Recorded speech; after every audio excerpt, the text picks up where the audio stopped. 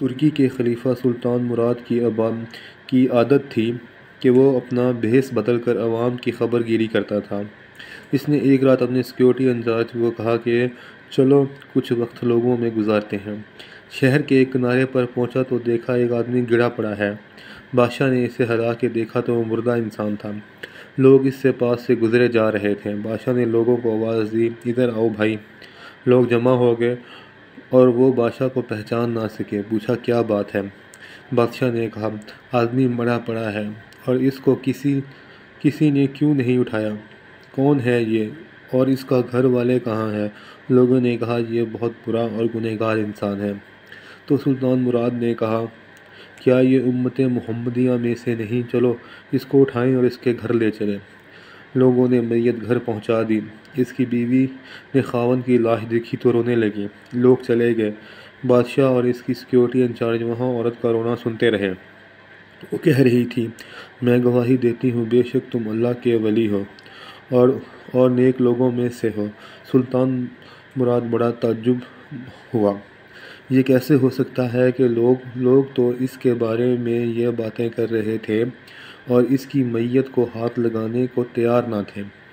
اس کی بیوی نے کہا مجھے بھی لوگوں سے یہی توقع تھی۔ اصل حقیقت یہ ہے کہ میرا خاوند ہر روز شراب خانے جاتا، جتنی ہو سکے شراب خریدتا اور گھر لا کے گڑھے میں بہا دیتا اور کہتا چلو کچھ تو گناہوں کا بوجھ مسلمانوں سے ہلکا ہوا۔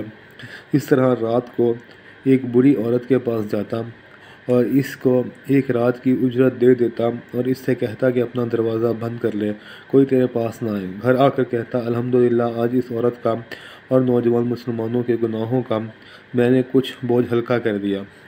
لوگ اس کو ان جگہوں پر آتے جاتے دیکھتے تھے۔ میں اسے کہتی تھی یاد رکھ جس دن تم مر گیا لوگوں نے تجھے غسل دینا ہے، نہ تیری نماز پڑھنی ہے اور نہ تجھے دفنانا ہے۔ وہ مسکرا دیتا اور مجھ سے کہتا کہ گھبرا مت، تو دیکھے گی کہ میرا جنازہ وقت کا بادشاہ، علماء اور اولیاء پڑھیں گے۔ یہ سن کر بادشاہ رو پڑا اور کہنے لگا میں سلطان مراد ہوں، کل ہم اس کو غسل دیں گے، ہم اس کی نماز جنازہ بھی پڑھیں گے، اس کی تفہیم بھی ہم کروائیں گے۔ چنانچہ اس کا جنازہ بادشاہ، علماء، اولیاء اور کثیر عوام نے پڑھا۔ آج ہم بظاہر کچھ دیکھ کر یا محض دوسروں سے سن کر اہم فیصلے کر بیٹھتے ہیں۔ اگر ہم دوسروں کے دلوں کے بھید جان جائیں تو ہماری زبانیں گونگی ہو جائیں۔ وما علینا الا البلاغ۔ اللہ حافظ۔